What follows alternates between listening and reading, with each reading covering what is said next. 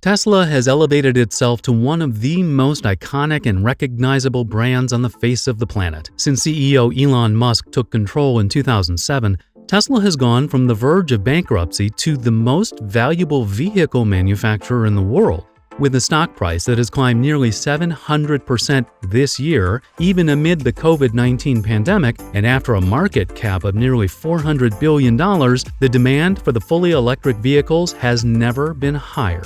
In order to keep up with skyrocketing demand, Tesla has built the Gigafactory, and today we will be taking a look inside. Currently able to produce just shy of 400,000 vehicles per year, Tesla hopes to ramp up production and have the ability to turn that into roughly 20 million per year in the near future. But this drastic increase will require several new factories to be built around the world, and the Gigafactory, located in Sparks, Nevada, will serve as the foundation and model for future battery and vehicle production factories.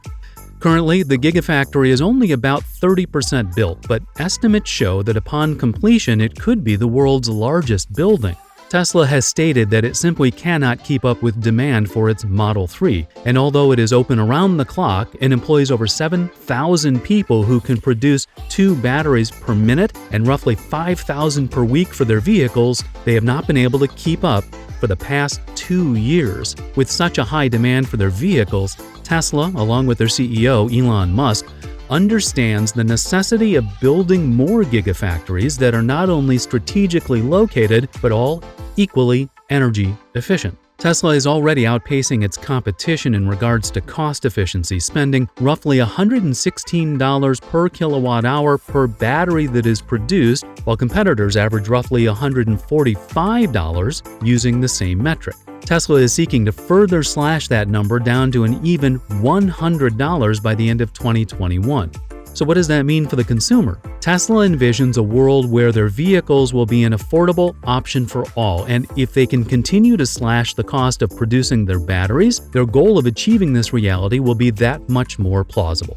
One of the most fascinating aspects of the Gigafactory is that human and robot work side by side to maximize efficiency. It became obvious early on that robots were able to move materials quicker and with a higher maximum load than the human employees. These robots are programmed with fixed map directions to allow them to navigate through the Gigafactory on a fixed path, delivering materials to exactly where they need to go so that productivity is maximized.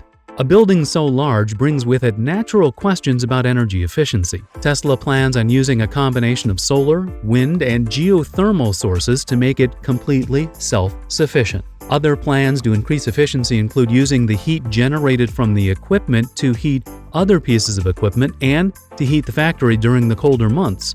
Eventually, there will be over 200,000 solar panels stretched across 1.8 million square feet of factory, and the position of the factory in the desert ensures that the factory will be supplied with plenty of solar energy year-round. A serious goal of Tesla is to have a zero-emission facility that is creating zero-emission products, a truly incredible goal that it appears Tesla is well on the way to achieving. The Gigafactory has just been able to turn a profit for the first time in 2020, which means that investing companies like Panasonic, who help provide the materials needed to produce the batteries for Tesla, are finally seeing a return on investment. Back when ground was broken for the factory in 2015, it was widely thought that the Gigafactory was a make or break, and that the success of the Model 3 was directly tied to the success of Tesla overall. With hundreds of thousands of orders for the Model 3 placed in 2015, a year before being able to send them out, Tesla was able to prove that their investment was well worth it early on.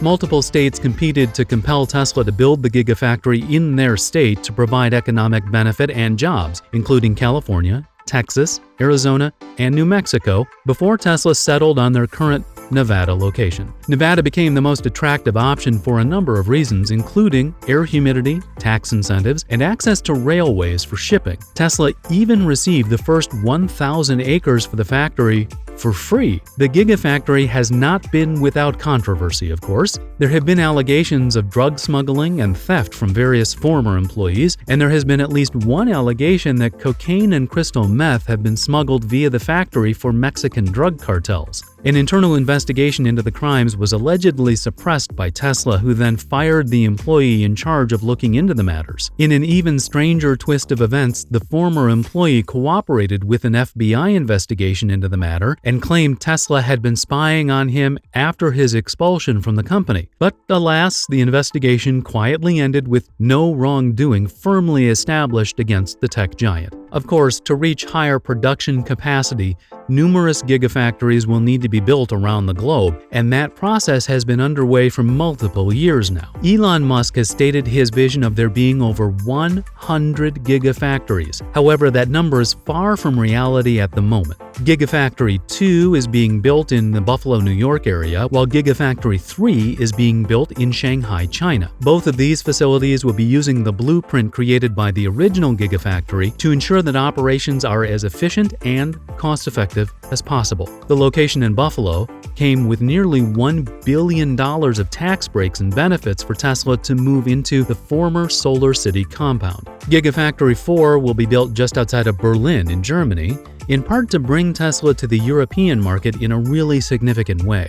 Although the economic benefits of having the massive Tesla production facility in Berlin are numerous, there has been significant objection raised by Berliners to having Giga Berlin built. Very recently, Berliners blocked Google from building a campus in the city, and their concerns revolve around Tesla's projected water consumption, building methods, and how the presence of their facility will drive up housing prices. Still, construction on Giga Berlin is well underway as Tesla has sought methods to adapt their building and operating practices to help stem the tide of opposition.